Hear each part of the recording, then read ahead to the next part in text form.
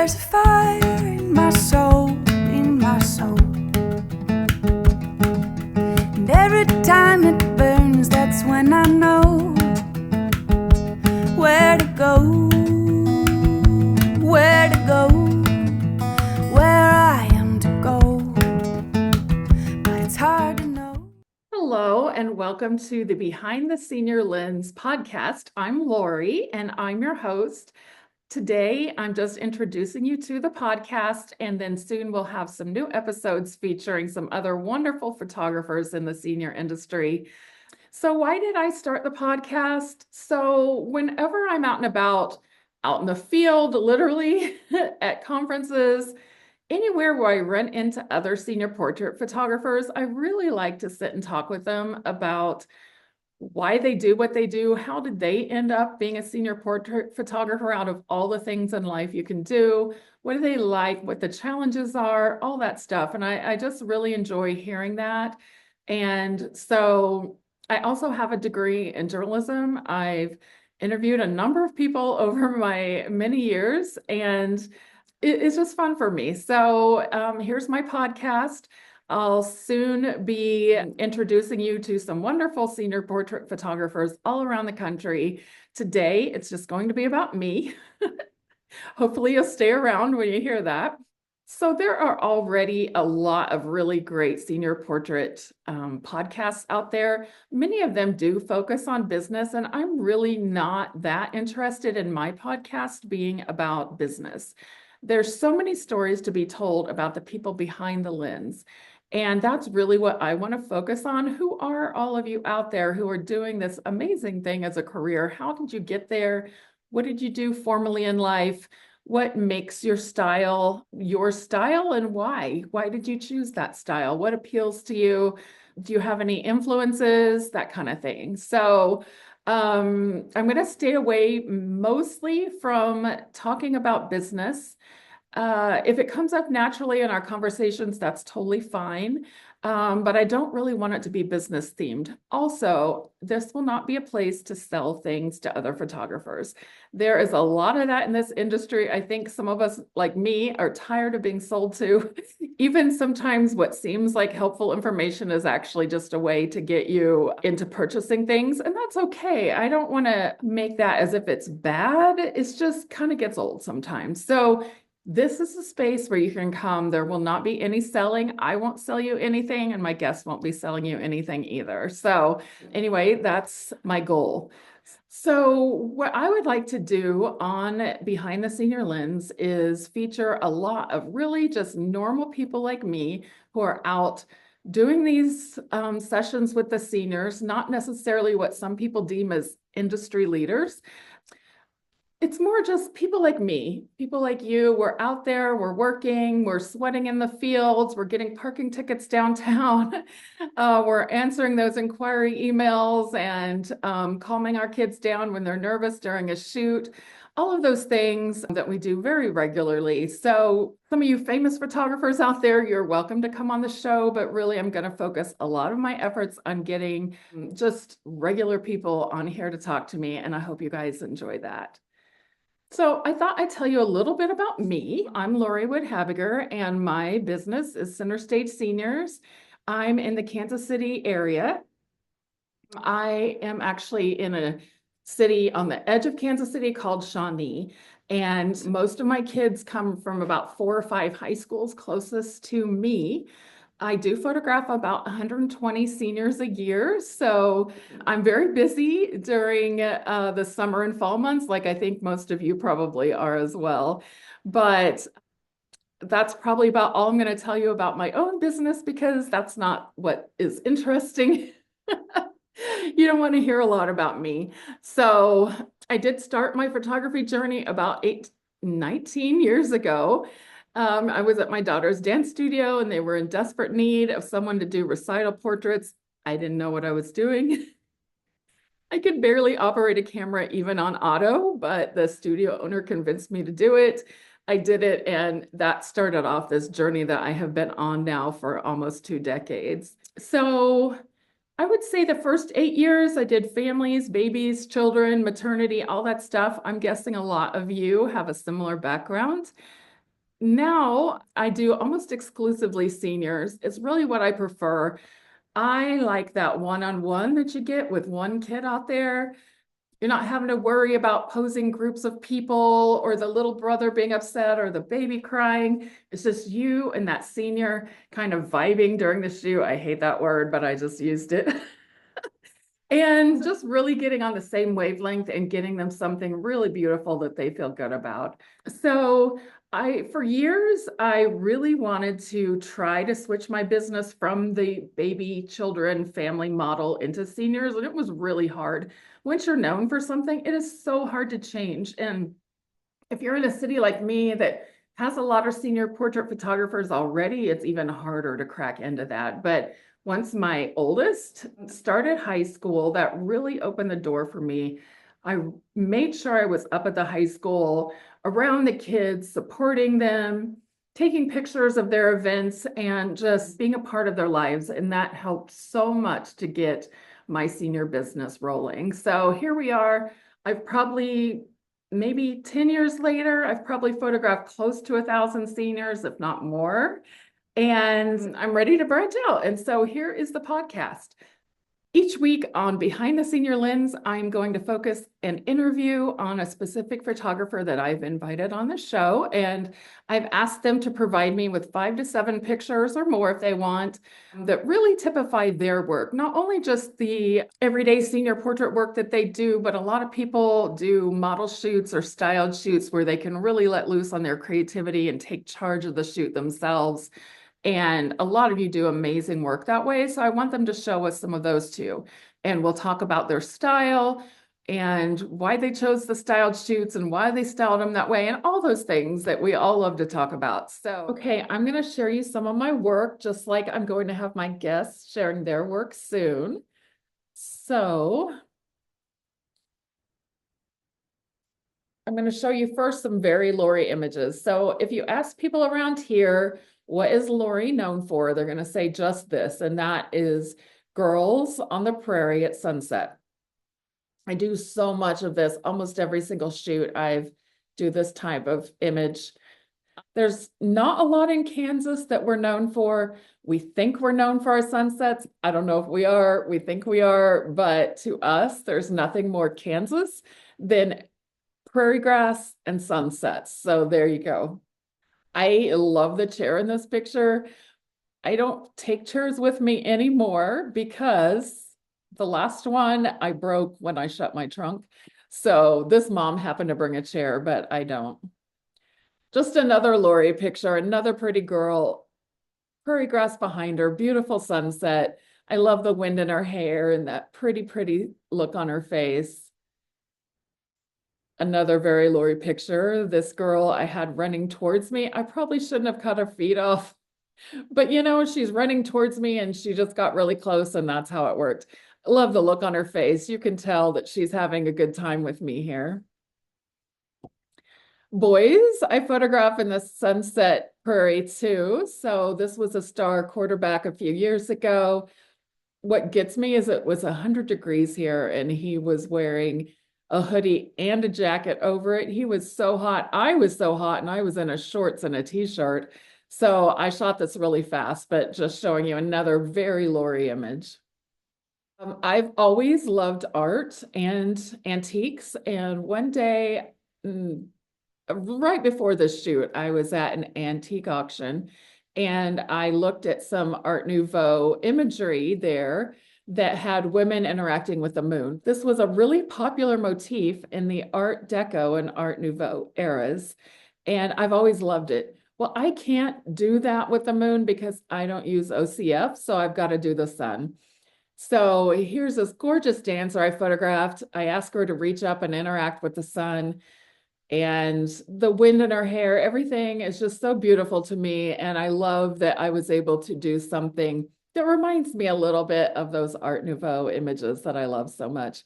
A little note is I don't tend to fake my skies, and know a lot of people do. I don't. I always think they look fake. Not in love with that look. So I've just got my settings down so I know how to get the sun back there.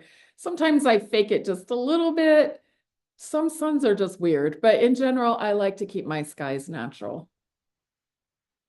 Okay, so if I shoot for myself, I love to shoot with film or film look. So this was a digital camera, but I did editing so that it looks like it's done on film. It was a beautiful sunny day. We went to this skate park. It was filled with guys, and they all stopped skating or skateboarding so they could watch me photograph Shayla, and I don't blame them.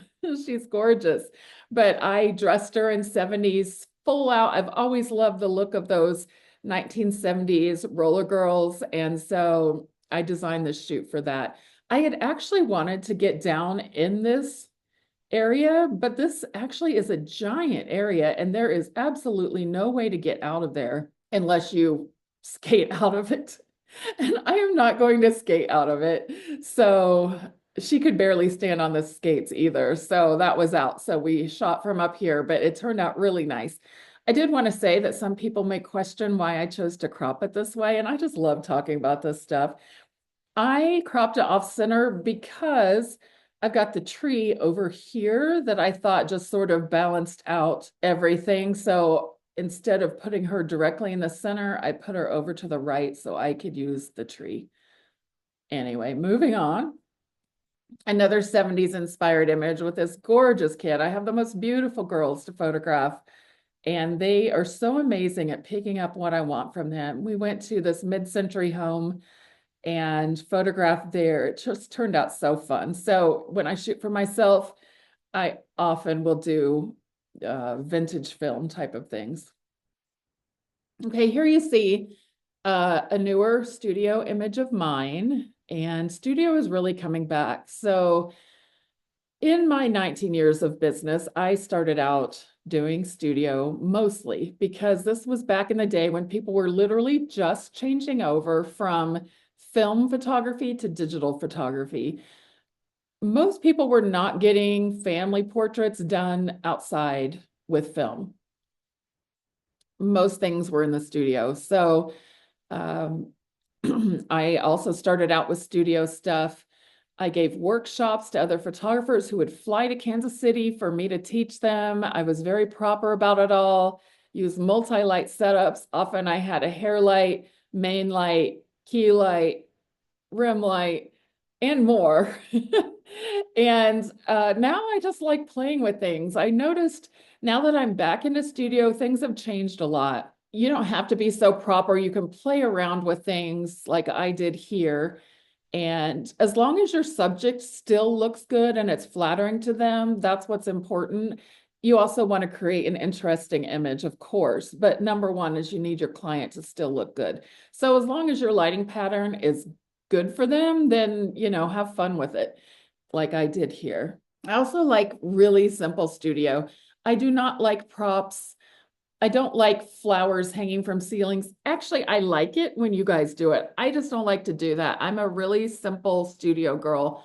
I want very simple, so like the emotions and drama of the moment can really shine through.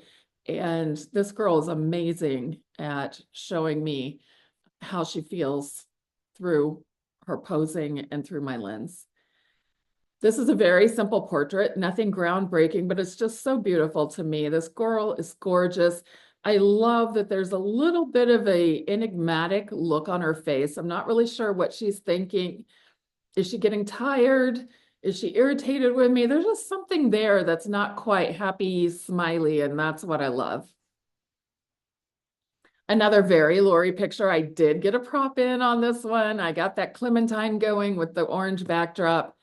And this girl is also amazing. If you can find girls who will be comfortable in front of the camera, who can easily understand what you want, and they are able to translate that for you into your imagery, you are so blessed. And I am blessed every single year. I get girls who are just prodigies at figuring out what I want and being able to do that. So I hope all of you have girls that you can work with like that, or guys. This girl I had come over recently. I'm really into dark, shadowy things and moody things, poetic things. And she had this 80s throwback dress. I don't know if it's really from the 80s or if it just looks like it is. I can't remember. But I had her wear that and I photographed her really dark and moody. I love how these came out and I'd love to do a lot more of this. Here's a very proper studio picture. I'm really into these giant florals right now for backdrops, and I have spent days hunting down things I can use as backdrops. And I really love this one with the orange chair and the orange flowers and this gorgeous kid. All of my kids are just so beautiful. And Kate here was so good at doing exactly what I wanted her to do. Here you can see a really proper pose, man. I really even did not have the back of her hand showing. I did the pinkies out just like you're supposed to, the really beautiful Rembrandt lighting there, triangles going, got the whole shebang here. So I'm pretty proud of myself and it's really pretty.